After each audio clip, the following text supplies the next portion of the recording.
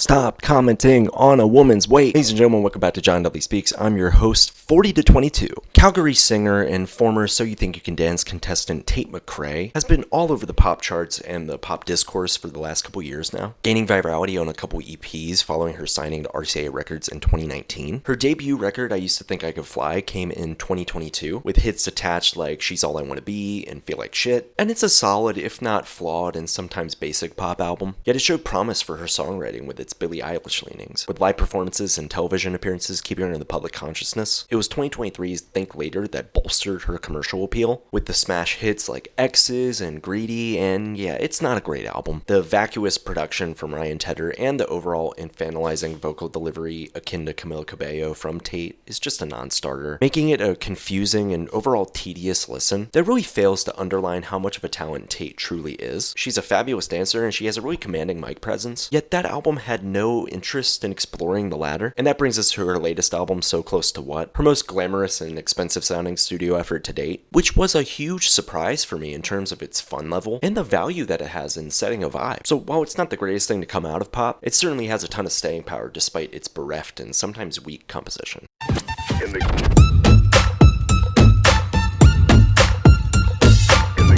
Primary production credits are once again handled by Ryan Tedder of One Republic fame, as well as Emil Haney and Ilya, among others, and overall, this palette is vastly improved from Think Later, which is wild considering it's pretty much the same suite of producers. I think what makes So Close to What work so much better in comparison is their overall emphasis on attitude over glamour and perfection in these aesthetics, and it leads to impressive modern pop instrumentals that are complementary to Tate's talent rather than coming across as overblown. Kicking off with the energetic Pussycat Dolls vibe of Miss Possessive, Tedder and Blake Slatkin kill it with propulsive trap-heavy drums, and a dizzying background synth passage that pulls it all together into an effective package. And then Lost Boys' contributions on Two Hands are pretty solid. The screeching alarm effects, appropriately positioned in the mix, as the glossy synthetic drums and synth chord progressions serve as a strong foundation, especially for its wallop of a chorus. Probably one of the more exciting pieces of instrumentation and mixing is found on Revolving Door, with its skittering feedback, escalating toms, and an emphatic build of slick backing harmonies, proving to be intoxicating pop perfection. The Christina Aguilera stripped era Britney I'm a Slave for You references on It's Okay, I'm Okay and Sports Car are overall really great, and they excel from their mix of dingy and lavish aesthetics, sporting a sleek groove at their core with pristinely polished percussive strokes and rich bassy rhythms, while also employing dissonance in the song's progression, making them both stand out. Purple Lace Bra benefits from this approach too, as well as Blood on My Hands, with the former's roughened drums and the latter's jittery backbeat having far more in common with Charli XCX and Doja Cat than Tate's other peers. As much as I enjoy these aspects of the production though, it's the moments where Tedder reverts to his usual sweet spots where it's easy to tune out, like on the blandly mixed Signs, the overly reverberating chorus of I Know Love, and the poorly chopped and muted vocals of No I'm Not in Love that kind of ruin the song. But overall, this is a win for Tate as a curator of soundscapes and ideas that fit her vibe and her intention to set herself apart from other pop superstars. So Tedder's production really helps that come to fruition.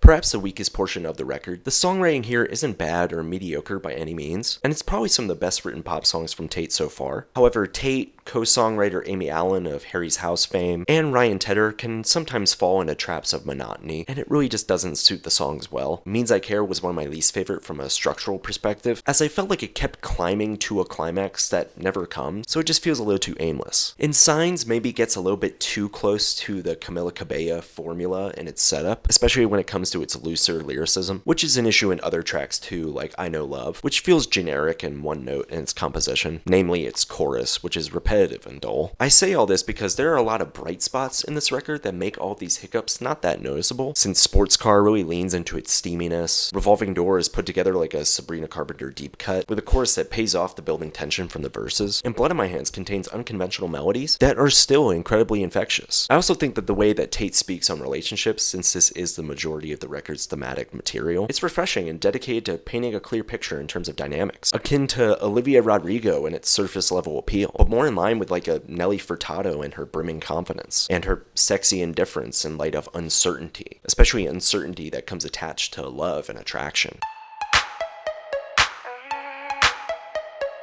I know Tate's been criticized in the past for her go girl, give us nothing type of performances, and I'll admit I wasn't really impressed with her vocals on her last 2 albums, mainly due to the heavy processing on them, but I do think the internet's very unfair to her as a performer. She busts her ass on choreography, on executing said choreography, on live performances. I mean, we've seen the sound checks, she's got the chops. And that record proves that time and time again when it comes to how to display that talent and that command of the mic to the audience. Sure, the baby voice isn't ideal, and I know I criticized that for Think Later, but it is an over-labored criticism, as other pop girls play around with that girly, infantilizing voice at times, and they really don't get criticized for it either. And on this record, that's not really even that much of an issue, if at all. Blood on My Hands features playful runs that complement the racing instrumental, while we get more of a stripped-back Tate on Purple Lace Bra, Signs, and Two Hands, where she teases the touch of vulnerability, but not so much that it would ruin the vibe. Songs like I Know Love and Nostalgia don't have the same presence as the magnetic moments on this record, and It's Okay, I'm Okay is catchy and bubbly, but I do think it does suffer from early Ariana Grande slurred, mumbled lyrics that feel like it's still being put together in the studio. Yet even with those drawbacks, Tate is able to harness her allure from her past hits into a full length that has non-stop energy, zeal, and a whole lot of attitude.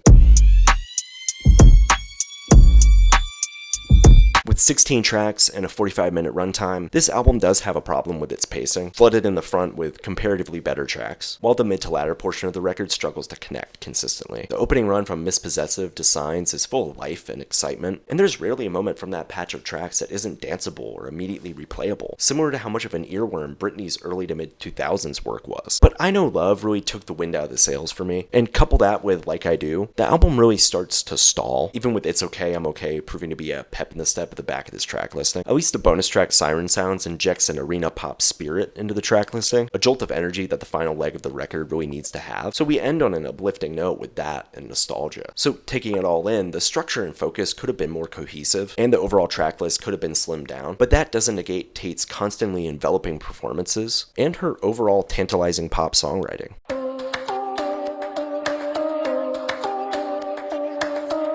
No, seriously, get your hands off my man.